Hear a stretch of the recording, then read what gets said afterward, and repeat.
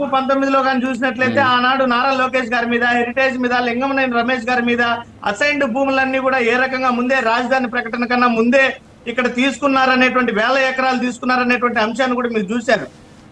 ఏ రకంగా రాజధాని వస్తుందనేటువంటి విషయాన్ని ముందే సొంత పార్టీ వాళ్ళకి లీకులు ఇచ్చి అక్కడ భారీ స్థాయిలో భూ కొనుగోళ్లు జరిగాయి. అసైన్డ్ భూములన్నింటినీ కూడా ప్యాకేజ్ రావని చెప్పి అక్కడ ఉన్నటువంటి రైతులను మభ్యపెట్టి తీరా వీళ్ళందరూ భూములు కొనుగోలు చేసుకున్నాక దానికి ప్యాకేజీ ప్రకటించడము, ఇవన్నీ కూడా ఏ రకంగా ఉంటాయంటే మరి స్పీకర్ ఎందుకు సరే సార్ ఇప్పుడు తమ్మినేని సీతారాం గారు ఎందుకు పారిపోయారు సార్? కరెక్ట్, ఆరోపణలు విమర్శలు సరే ఏదో చేశారు, పక్కన పెడదాం.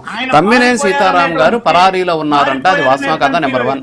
నెంబర్ 2, కృష్ణాంజనేయులు గారు ఒక ప్రశ్న అడిగారు. కృష్ణాంజనేయులు గారు ఒక మంచి మాట అడిగారు. ఏంటంటే, కాదు సార్, కృష్ణాంజనేయులు గారు ఒక మంచి మాట అన్నారు. ఏంటి అంటే, ఇలా జరిగిన వెంటనే ఇప్పుడు వెనకేసుకొచ్చేది కాకుండా ఎస్ నిజమని తేలితే వాళ్ళ మీద కఠిన చర్యలు తీసుకోండి అనేది వైఎస్ఆర్ కాంగ్రెస్ పార్టీకి సంబంధించినటువంటి అధినేత దగ్గర నుంచి కింది స్థాయిలో ఉన్నటువంటి కార్యకర్త వరకు ఎవరి నోట్లో నుంచి రావడం లేదు.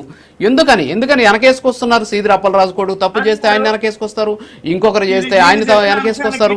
ఇప్పుడు ఈయన కొడుకు చిన్నపిల్లడు కాబట్టి ఏదో భూమి కదా కబ్జా చేస్తే ఏమవుతుంది అంటారా? నేను ఒక విషయం చెప్తున్నా, స్పష్టంగా మీరు అడిగిన దానికి ఎవరు తప్పు చేసినా ఖచ్చితంగా చర్యలు తీసుకోవాల్సిందే. అది వైఎస్ఆర్ కాంగ్రెస్ పార్టీ నాయకులైనా ఎవరైనా సరే. ఇలాగ వెనకేసుకొచ్చేటువంటి విషయం వైఎస్ఆర్ కాంగ్రెస్ పార్టీ చెయ్యదు. అయితే వాస్తవాలను పరిగణలోకి తీసుకోవాలి, వాస్తవాలను బయట పెట్టాలి. కేవలం ఆరోపణలకే పరిమితం అవ్వకూడదు. మనం చూసి నేను అదేగా చెప్పాను, ఇప్పుడు పెద్దిరెడ్డి రామచంద్రారెడ్డి గారి మీద ఇష్టారీతిన ఆరోపణ చేశారు.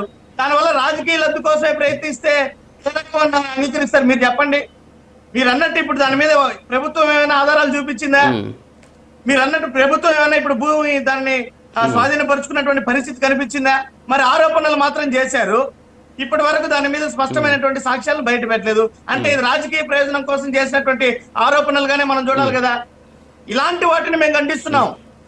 ఏదైనా ప్రభుత్వము ఆరోపించినప్పుడు దాని మీద పూర్తి స్థాయి వివరణ ఈరోజు ఇప్పటికీ ప్రజలకు ఇవ్వలేదు.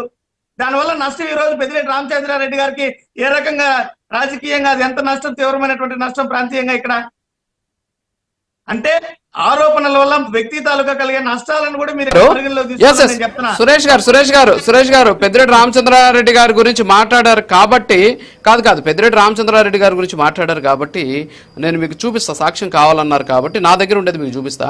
పిసార్ ఒకసారి అది ప్లే చేయండి.